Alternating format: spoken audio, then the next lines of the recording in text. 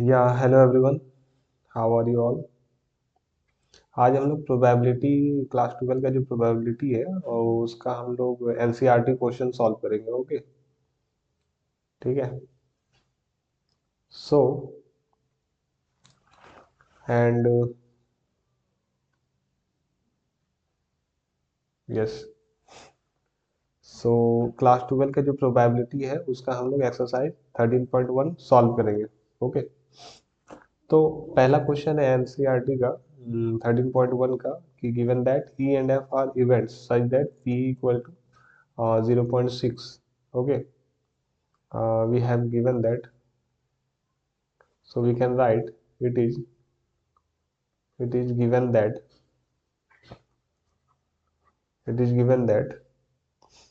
p equal to हमारे पास कितना है 0.6 है। ओके, पी एफ हमारे पास 0.3 है एंड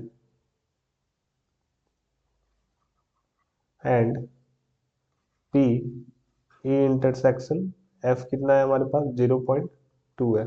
ठीक है, देन हम लोग को पहले बोल रहा है कि P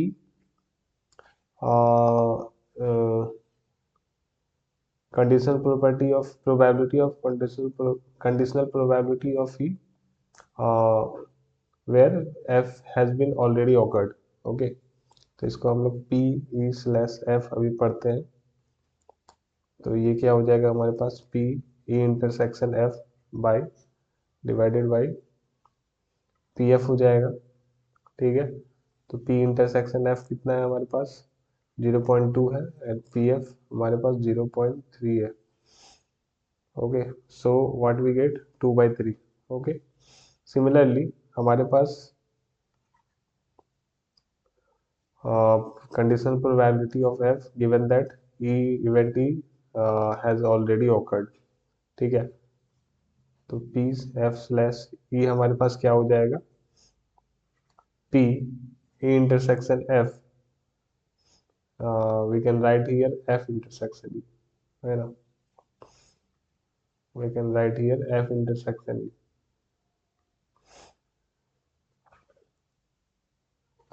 f intersection e divided by pe, which is equal to so p intersection f, probability of e intersection f and probability of f intersection e, uh, both are equal, so we can write 0.2 divided by probability of e, which is 0.6 and which is equal to 1/3।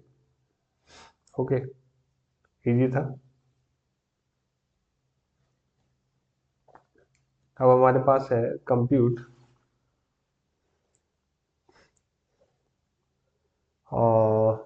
p a slash b, conditional probability of e given that b has already occurred।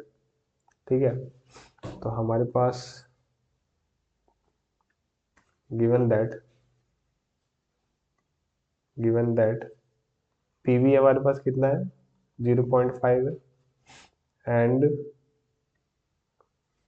P A intersection B कितना है हमारे पास 0.32 है। Okay, 0.32, तो यहाँ से P A slash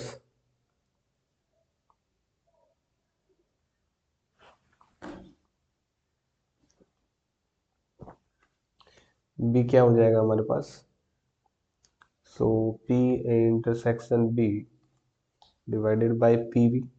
okay, so what we get, we get 0.32 divided by 0.5, which is equal to we can write 15, this is 16 and 25, so we can write 16/25। okay,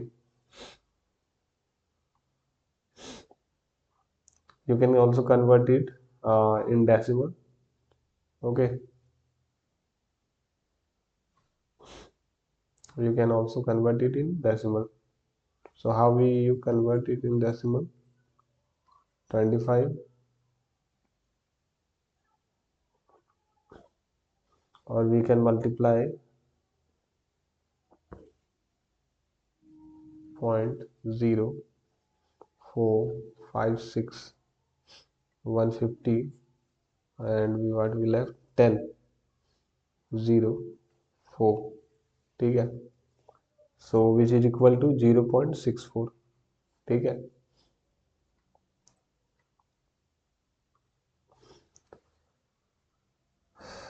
So this is how you can solve second question. Now coming to the third question. So second हम लोगों ने कर लिया, third हमारे पास क्या है? Third हमारे पास है प्रोबेबिलिटी ऑफ ए 0.8 है, प्रोबेबिलिटी ऑफ बी 0.5 है, probability of B slash conditional probability of B when A has already occurred 0.4 है। So probability of A intersection B, probability conditional probability of A where B already occurred and probability of A union B हमारे पास निकालने बोला है, ठीक है। तो ठीक है, कोई दिक्कत नहीं है। यहाँ पर हम लोगों के पास क्या क्या दिया हुआ है, गिवन दैट प्रोबेबिलिटी ऑफ ए हमारे पास 0.8 है, ठीक है। प्रोबेबिलिटी ऑफ बी हमारे पास 0.5 है, ठीक है। And conditional probability of B where A has already occurred 0.4 है। सो वन हमारे पास पूछ रहा है पी ए इंटरसेक्शन बी क्या हो जाएगा, है ना। Probability of A intersection B क्या हो जाएगा? तो देखिए हम लोग को पता है कि probability of B A slash ये क्या हो जाएगा हमारे पास, A intersection B divided by probability of A, ये चीज़ हमको पता है। एंड ये हमारे पास 0.4 है। So probability of A intersection B divided by P A हमारे पास हो जाएगा, ठीक है। पी ए भी हमारे पास पता है ना, पी ए हमारे पास 0.8 है। पी ए हमारे पास क्या है, 0.8 है। पी ए हमारे पास 0.8 है। So implies P A intersection B हमारे पास क्या हो जाएगा, 0.4 multiply 0.8 and which is equal to 0.32, okay. तो यहाँ पर फर्स्ट हम लोगों ने कर लिया है, सेकंड हम लोगों को करना है। सो सेकंड हमारे पास है, सेकंड में हम लोग को क्या फाइंड करना है, सेकंड में हम लोग को फाइंड करना है conditional probability of A where B already occurred. So ये क्या हो जाएगा हमारे पास, ये क्या हो जाएगा, सिंपली हम लोग इसको हम ऐसे लिख सकते हैं, और A inter probability of A intersection B divided by probability of B which is equal to probability of we already find P probability of A intersection B हमारे पास 0.32 है, ये हम लोगों ने निकाला था। 0.32 by probability of B, probability of B is 0.5, ठीक है। तो ये क्या हो जाएगा, 32/50 and which is equal to, यहाँ पर हम लोगों ने और एक निकाला 0.64 होता है ना, 0.64 या, so which is equal to 0.64, 0.64, ठीक है। अब probability of A union B निकालना है हम लोग को थर्ड में। Now we have to find probability of A union B and we know that probability of A union B means probability of A plus probability of B minus probability of A intersection B, ठीक है। A का हमारे पास क्या है, ए 0.8 है, B हमारे पास 0.5 है, और ए इंटरसेक्शन बी हम लोगों ने निकाला था 0.8, यहाँ पर 0.3432, sorry 0.8 plus 0.5, okay. So 0.8 plus 0.5 minus 0.32. So if we add 0.8 and 0.5, what we get? 1.3 minus 0.32, ठीक है। तो हमारे पास क्या होगा? आई थिंक दैट यहाँ पर जीरो हो जाएगा ना। 12।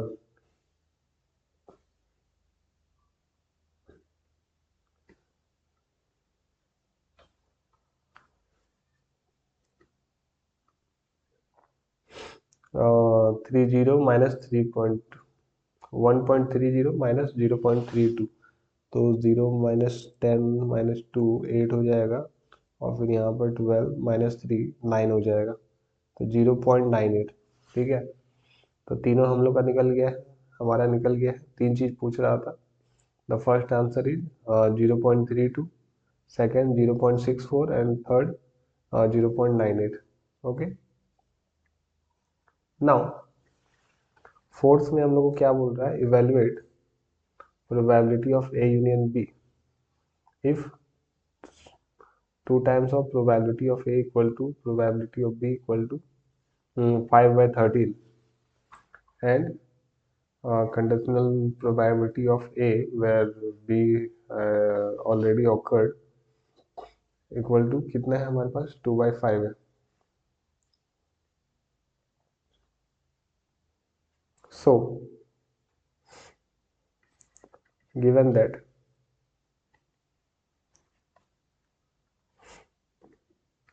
2 times of probability of A equal to 5/13, then probability of A क्या कितना हो जाएगा? probability of A हो जाएगा हमारे पास 5/26, ठीक है। अब हमको पता है कंडीशनल प्रोबेबिलिटी ऑफ ए दिया हुआ है हमारे पास, हम लोग को पता है कंडीशनल प्रोबेबिलिटी ऑफ ए क्या हो जाएगा? ए इंटरसेक्शन वेयर बी, क्या हो जाएगा यहाँ पर? A intersection B divided by, ठीक है। तो यहाँ से हम लोग A intersection B, probability of A intersection B निकाल सकते हैं, ठीक है। और इसकी हेल्प से फिर हम लोग probability of A union B निकालेंगे। तो implies probability of A intersection B हमारे पास क्या हो जाएगा? probability of conditional probability of A multiply probability of B, सो यहाँ पर क्या हो जाएगा? 2/5 होगा, एंड प्रोबेबिलिटी ऑफ B कितना है? 5/13 है, so which is equal to 2/13, ठीक है, which is equal to 2/13। Now probability of A union B हम लोग को निकालने बोला था ना, therefore probability of A union B हमारे पास क्या हो जाएगा? Probability of A plus probability of B minus probability of A intersection B, ठीक है। सो हमारे पास क्या हो जाएगा? प्रोबेबिलिटी ऑफ ए क्या है हमारे पास? 5/26, 5/26। प्रोबेबिलिटी ऑफ बी कितना था? 5/13 था, और probability of A intersection B हम लोगों ने निकाला अभी 2/13, विच इज इक्वल टू 26। 5 + 10 15 हो जाएगा, -4, ठीक है। तो ये हमारे पास हो जाएगा 11/26, ठीक है। इसको डेसिमल में कन्वर्ट कर लीजिएगा आप लोग, ओके। आंसर आ जाएगा हमारे पास, नहीं तो ये भी सही है, बट एनसीईआरटी के आंसर में डेसिमल में होगा शायद, तो इसको आप डेसिमल में कन्वर्ट कर लोगे। ठीक है।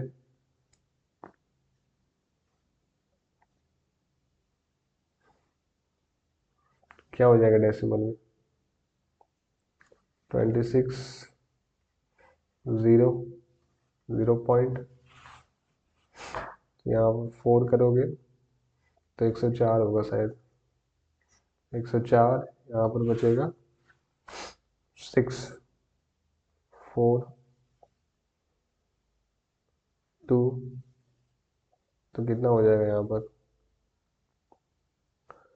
52 हो जाएगा ना। 8 बजेगा लमसम यहाँ पर। अप्रॉक्स अप्रॉक्स हमारे पास कितना आंसर आएगा? अप्रॉक्स यहाँ पर 0.42 आएगा, ठीक है। अप्रॉक्स हमारे पास 0.42 आंसर होगा।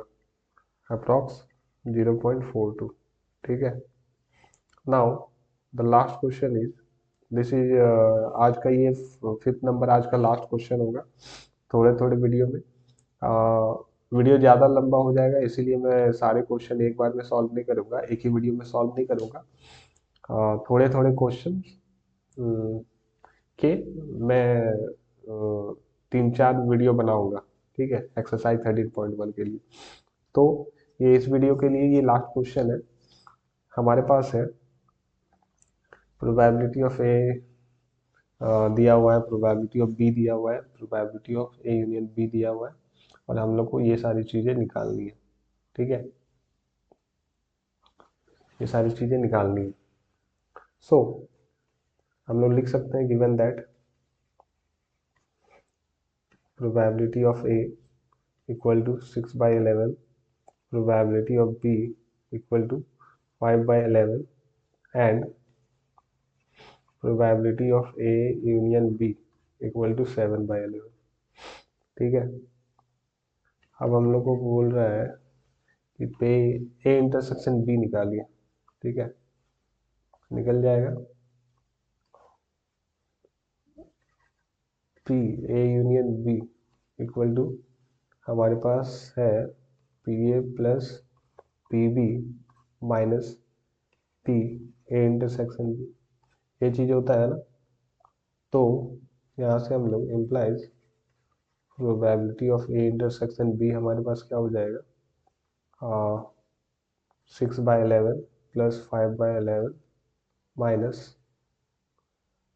7/11, ठीक है। 11 माइनस 7, 4/11 हो जाएगा हमारे पास, ठीक है। सेकेंड का